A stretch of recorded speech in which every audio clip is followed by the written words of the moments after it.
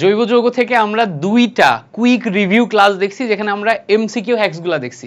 লাস্টে আমার কাছে 3 নাম্বার আরেকটা ভিডিও আছে, যে ভিডিওতে আমার কাছে যেগুলো মনে হয় অত্যন্ত গুরুত্বপূর্ণ, এরকম বেশ কয়েকটা জিনিস আমি মাত্র 5 থেকে 6 মিনিটে তোমাকে রিভিউ করে দিব। এগুলো একটু ভালো করে দেখে যাবা, কালকে পরীক্ষার হলে এগুলো চলে আসতে পারে। দেখো এখানে আমাদের মেটা নির্দেশক আর একটা হচ্ছে অর্থপ্যারা নির্দেশক। তো অর্থপ্যারা নির্দেশক কারা, এইটা পরীক্ষার হলে আসতে পারে। অর্থপ্যারা নির্দেশক হচ্ছে বেনজিন বলয় সক্রিয়কারী। তো তোমাকে জিজ্ঞেস করতে পারে যে নিচের কোনটি বেনজিন বলয় সক্রিয়কারীমূলক, বা নিচের কোনটি অর্থপ্যারা নির্দেশকমূলক। যদি এটা জিজ্ঞেস করে তাহলে বের করার টেকনিক হচ্ছে তুমি সবসময় অর্থপ্যারা নির্দেশক বা বেনজিন বলয় সক্রিয়কারী নির্দেশকের মধ্যে, বেনজিন বলয় সক্রিয়কারী মূলকের মধ্যে সিঙ্গেল বন্ড পাবা, সিঙ্গেল বন্ড। এখন সিঙ্গেল বন্ড বলতে কি বুঝাচ্ছি খেয়াল করো, এই বেনজিনের ঠিক পাশে যেই পরমাণুটা যুক্ত থাকবে, বেনজিনের ঠিক পাশে সেই পরমাণুতে সবগুলা বন্ড সিঙ্গেল বন্ড থাকবে।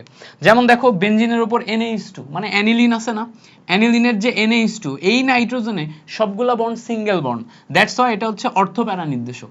দেখো এখানে যখন আমরা NHR নিছি, অর্থাৎ এই যে অ্যানিলিনের এখান থেকে একটা হাইড্রোজেন তুলে দিয়ে একটা R বসাইছি, এখানে খেয়াল করে দেখবা এই নাইট্রোজেনের সবগুলা বন্ড সিঙ্গেল বন্ড, এই নাইট্রোজেনের সবগুলা বন্ড সিঙ্গেল বন্ড। তার মানে এটা অর্থপ্যারা নির্দেশক, এটা অর্থপ্যারা নির্দেশক, এটা অর্থপ্যারা নির্দেশক। খেয়াল করো ফেনলের ক্ষেত্রে বেনজিনের উপর OH, OH এর মধ্যে এই যে অক্সিজেনের সাথে যে বন্ড আছে সিঙ্গেল বন্ড, সিঙ্গেল বন্ড হলে অর্থপ্যারা নির্দেশক। খেয়াল করো এখানে CH3 আছে না, CH3 হচ্ছে টলুইন তৈরি করে, বেনজিনের উপর CH3 থাকলে টলুইন তৈরি হয়। বেনজিনের উপর নরমালি যদি আরও থাকতো, নরমাল আর বড় আরও থাকতো, তাও সবাই অর্থপ্যারা নির্দেশক হতো, বিকজ এখানে প্রথম যে কার্বন আছে সেই কার্বনে সবগুলা সিঙ্গেল বন্ডে আছে। তো এটা হচ্ছে অর্থপ্যারা নির্দেশক। দেখো বেনজিনের উপর OR, OR থাকলেও অর্থপ্যারা নির্দেশক। অনেকে আবার এটাকে দেখে মেটা নির্দেশক মনে করে, বাট এখানে সি বন্ড ও আছে, এটা কিন্তু একদম ঠিক বেনজিনের পরপর নাই। বেনজিনের ঠিক পাশে যে নাইট্রোজেন আছে, এই নাইট্রোজেনে সব সিঙ্গেল বন্ড, এই জন্য এটা আমার অর্থপ্যারা নির্দেশক। তাহলে এই কয়টা হচ্ছে আমাদের অর্থপ্যারা নির্দেশকের উদাহরণ। যদি জিজ্ঞেস করে নিচের কোনটি অর্থপ্যারা নির্দেশক, এর মধ্যে যে কোনো একটা থাকে তাহলে তুমি দাগাই দিতে পারবা। মাথায় রাখো এটা কিন্তু পরীক্ষায় আসবে। আচ্ছা এবার আসো, কোনটি মেটা নির্দেশক বা বেনজিন বলয় নিষ্ক্রিয়কারী গ্রুপ কারা? বেনজিন বলয় নিষ্ক্রিয়কারী গ্রুপ, বেনজিন বলয় নিষ্ক্রিয়কারী গ্রুপের ক্ষেত্রে বা মেটা নির্দেশকের ক্ষেত্রে সবসময় মাথায় রাখবা ডাবল বন্ড বা ট্রিপল বন্ড খুঁজতে হবে। কোথায় খুঁজতে হবে? বেনজিন বলয়ের ঠিক পাশে যেই মূলকটা থাকবে, যেই পরমাণুটা থাকবে সেই পরমাণুতে। খেয়াল করে দেখো বেনজিন বলয় এর ঠিক পাশে কার্বন আছে, এই কার্বনের সাথে ডাবল বন্ড অক্সিজেন আছে। সো ডাবল বন্ড অক্সিজেন থাকলে এটা হচ্ছে আমাদের মেটা নির্দেশক। দেখো বেনজিন বলয়, বেনজিন বলয়ের ঠিক পাশে নাইট্রোজেন আছে, নাইট্রোজেনের সাথে এখানে ডাবল বন্ড আছে, অর্থাৎ এটা মেটা নির্দেশক। বেনজিন বলয়, বেনজিন বলয়ের ঠিক পাশে কার্বন আছে, কার্বনের সাথে অক্সিজেন ডাবল বন্ডে আছে, তাই না? এখানে কার্বনের সাথে অক্সিজেন ডাবল বন্ডে আছে, তাহলে এটা হচ্ছে আমার মেটা নির্দেশক। বেনজিনের ঠিক পাশের কার্বনে যে অক্সিজেন, এটা দেখো ডাবল বন্ডে আছে, তাহলে এটা মেটা নির্দেশক। এখানকার সালফারের সাথে অক্সিজেন ডাবল বন্ডে আছে, এটা মেটা নির্দেশক। তাহলে মেটা নির্দেশকের ক্ষেত্রে এরকম ডাবল বন্ডে বা ট্রিপল বন্ডে থাকবে। তাহলে এইগুলা সব আমার হচ্ছে মেটা নির্দেশক বা বেনজিন বলয় নিষ্ক্রিয়কারী গ্রুপ। তাহলে যদি জিজ্ঞেস করে নিচের কোনটি বেনজিন বলয় নিষ্ক্রিয়কারী গ্রুপ, পারবো না এটা করতে পারতে হবে। তাহলে এইটা হচ্ছে একটা MCQ স্পট, ভালো করে দেখে যাবা যাতে পরীক্ষার হলে কাজে লাগাইতে পারো। এবার আসবে আরেকটা প্রশ্ন, যে নিচের কোনটি ইলেকট্রোফাইল বা ইলেকট্রন আকর্ষী বিকারক? হ্যাঁ, নিচের কোনটি নিউক্লিওফাইল বা নিউক্লিয়াস আকর্ষী বিকারক? তো খেয়াল করো ইলেকট্রোফাইল কথাটার দিকে আগে খেয়াল করো। ইলেকট্রোফাইল কথাটার মানে হচ্ছে ইলেকট্রন আকর্ষী, মানে ইলেকট্রনকে আকর্ষণ করতে পারে। ভাই ইলেকট্রনকে আকর্ষণ কারা করতে পারবে? যে নিজে পজিটিভ, যে নিজে পজিটিভ সেই না নেগেটিভকে আকর্ষণ করতে পারবে। তাহলে যে ইলেকট্রোফাইল সে নিজে কিন্তু পজিটিভ। এখন ইলেকট্রোফাইল দুই প্রকার হতে পারে, একটা হচ্ছে নিজে পজিটিভ চার্জযুক্ত তোমার হচ্ছে ইলেকট্রোফাইল, অথবা প্রশম ইলেকট্রোফাইল। প্রশম মানে সেখানে চার্জ নাই, তারপরেও সে ইলেকট্রনকে নিজের দিকে আকর্ষণ করতে পারে। তাহলে দেখো এখানে পজিটিভ চার্জ আছে বলে সে ইলেকট্রনকে আকর্ষণ করতে পারবে। তো পজিটিভ চার্জ কোথায় আছে? যেমন দেখো মিথাইল, এই যে পজিটিভ আয়ন যেটা আছে এটা। তারপরে দেখো bromine positive ion, hydrogen positive ion, hydronium ion, NO2 plus ion, এরকম পজিটিভ আয়ন যেখানে পাবা এরা সবাই ইলেকট্রন আকর্ষী, ইলেকট্রনকে আকর্ষণ করতে পারে। আচ্ছা এবার বলবা ভাই তাহলে প্রশমটা কিভাবে চিনবো? খেয়াল করে দেখো এখানে আমরা অ্যালুমিনিয়াম ক্লোরাইড নিছি না, অ্যালুমিনিয়াম ক্লোরাইডে ফাঁকা ডি অরবিটাল আছে। ফাঁকা ডি অরবিটাল থাকার কারণে এই ইলেকট্রনকে আকর্ষণ করতে পারে। BF3 তে ফাঁকা p অরবিটাল আছে, p অরবিটাল থাকার কারণে এই ইলেকট্রনকে এখানে নিতে পারবে, মানে ইলেকট্রন আকর্ষী। FeCl3 ফেরিক ক্লোরাইড, এখানেও ফাঁকা d অরবিটাল আছে। সালফার ট্রাইঅক্সাইড, এখানেও তোমার হচ্ছে যে ফাঁকা d অরবিটাল আছে। তো এইগুলাতে ফাঁকা d অরবিটাল থাকার কারণে এগুলো সব ইলেকট্রোফাইল হিসেবে কাজ করে। এগুলা কিন্তু প্রসম ইলেকট্রোফাইল। কেন? কারণ এখানে কোনো চার্জ নাই, তারপরেও সে ইলেকট্রনকে, পজিটিভ চার্জ না থাকার পরেও সে ইলেকট্রনকে আকর্ষণ করতে পারে। আচ্ছা, এবার আসো নিউক্লিওফাইল। নিউক্লিওফাইল কথাটার মানে কি? নিউক্লিওফাইল কথাটার মানে হচ্ছে যে নিউক্লিয়াসকে আকর্ষণ করতে পারে। নিউক্লিয়াস মানে পজিটিভ চার্জ। তো পজিটিভ চার্জকে আকর্ষণ কে করতে পারবে? যে নিজে নেগেটিভ, যে নিজে নেগেটিভ সেই না পজিটিভ চার্জকে আকর্ষণ করতে পারবে। তো নিজে নেগেটিভ কারা কারা খেয়াল করো। আমরা যদি মিথাইল মাইনাস আয়ন নিই, সে নিজে negative. Chlorine minus ion, bromine minus ion, cyanide minus ion, hydroxyl minus ion, এরা সবাই নিজে নেগেটিভ। তার মানে এরা সবাই তোমার কাকে আকর্ষণ করতে পারবে? নিউক্লিওফাইলকে আকর্ষণ করতে পারবে বা প্লাস চার্জকে আকর্ষণ করতে পারবে। আচ্ছা, এবার কখনো যদি ওখানে চার্জ না থাকে তারপরেও প্লাস চার্জকে আকর্ষণ করতে পারে, এটা কোন ক্ষেত্রে পসিবল?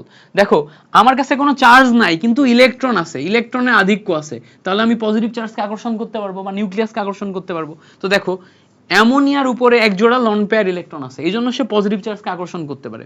পানির উপর দুই জোড়া আছে, পজিটিভ চার্জকে আকর্ষণ করতে পারে।